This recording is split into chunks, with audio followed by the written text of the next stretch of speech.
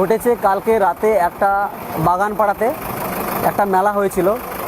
মেলাতে তো সবাই যায়, বাচ্চা মহিলা বড় সবাই যায়। তো মেয়েটা মনে হয় মেলাতে গেছিলো, কিন্তু আমি মেলা গিয়েছি বলে আমাকে ধরে রেপ করে দেবে এটা তো নয়। তো এটা কি হয়েছে, মেলায় গিয়ে 6টা দুষ্কৃতী 6জন মিলে ওই মেয়েটাকে রেপ করে ধর্ষণ করে দিয়েছে। এটাই হয়েছে কালকে। আজকে আমরা মল্লারপুর থানাতে এসেছি আমরা একটা ডেপুটেশন দিতে। আমরা চাইছি যেন রামপুরহাটে যে ঘটনা ঘটেছে সেম ঘটনা এখানে ঘটেছে, ওখানে যেমন তদন্ত চলছে এখানে যেন ভালোভাবে তদন্ত চলে। চাইছি আমরা যেন দোষীদের কঠোর শাস্তি যেন পায়।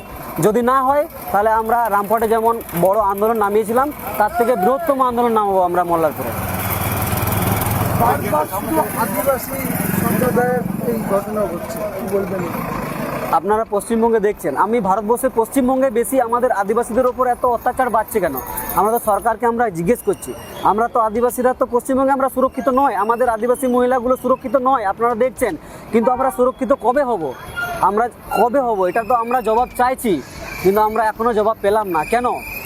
আমরা যদি সুরক্ষিত না হয়, আমাদের হাতে যদি আমাদের তীর ধনুক যদি চলে আছে, তাহলে আমরা আমাদের বিচারটা আমাদের নিজেরাই মতন করব। আমার নাম সোম টুডু, আমি হোল কমিটির কনভেনার।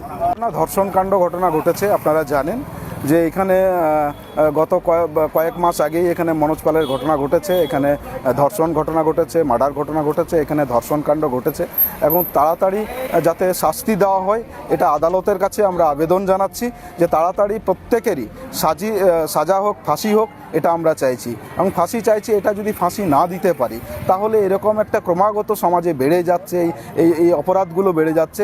এই অপরাধ থেকে মুক্ত হতে কখন হবে সেটা আমরা বুঝতে পারছি না।